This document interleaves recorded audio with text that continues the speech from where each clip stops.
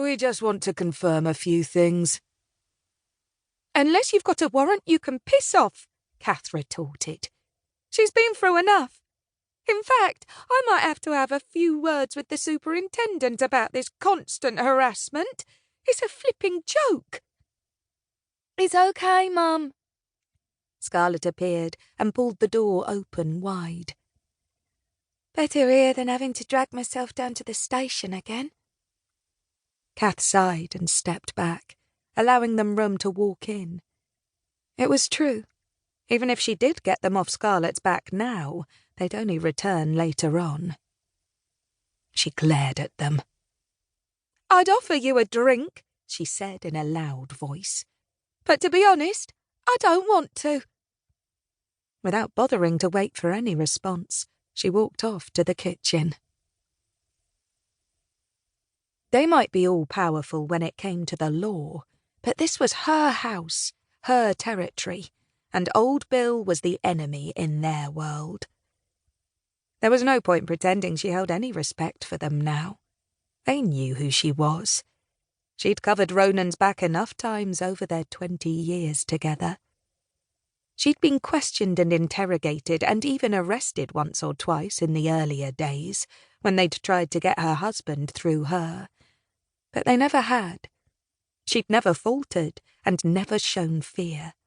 All they'd ever got from her was the metaphorical middle finger, time and again. And that wasn't going to stop now, just because Ronan was gone. Picking up her tea, Kath leaned over the kitchen island and strained to listen to what was going on.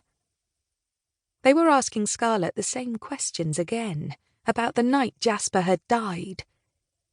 She listened as her daughter calmly reeled off the cover story they'd come up with. Why were they still rehashing this? Were they just trying to trip her up, hoping she might mess up her story? Kath shivered. That night haunted her dreams. She still remembered the feel of the gun in her hand, and the sensation of protective fear and anger that had coursed through her veins as he'd run towards her baby, a knife in his hand.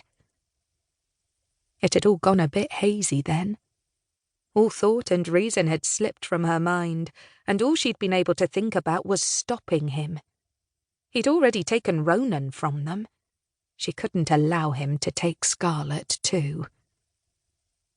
She'd shot him from across the room, stopping him in his tracks, and she'd felt nothing but relief as the bullet hit. She hadn't killed him, though. That had been Scarlet. She wasn't actually sure what had shocked her more, the fact she'd shot a man in the leg, or the fact that her own daughter had so calmly taken the gun from her hands and shot him in the head, finishing the job. That had been the day Kath had realised Scarlet was truly a Drew. She'd been born a Drew, and had been raised knowing what they did her whole life. But for years Kath had been convinced that Scarlet would break away, forge a new path. She'd even had a place all set at university. But in the end, she had followed in the footsteps of Ronan and his sister Lily. Fierce and powerful, Scarlet was a smart and incredibly deadly creature of the underworld. And it was in that moment, as she pulled the trigger and ended Jasper's life, that Kath had finally realised it. Lily and her sons had sorted the body, putting it in the river along with a suicide note in the pocket, explaining that he'd taken his own life because he was so consumed with guilt from killing Ronan. It all would have been so cut and dried had it not been for the bullet hole in his leg, the bullet she had put there. Her gaze slipped up towards the fridge as guilt flooded through her, and the stress that weighed on her shoulders caused a familiar tug of longing. A glass of wine would really take the edge off. Except it was barely 8:30 in the morning, and she had promised Scarlet she wouldn't slip back into using alcohol as a crutch, the way she had after Ronan had died. She rubbed her face and picked up what was left of her tea and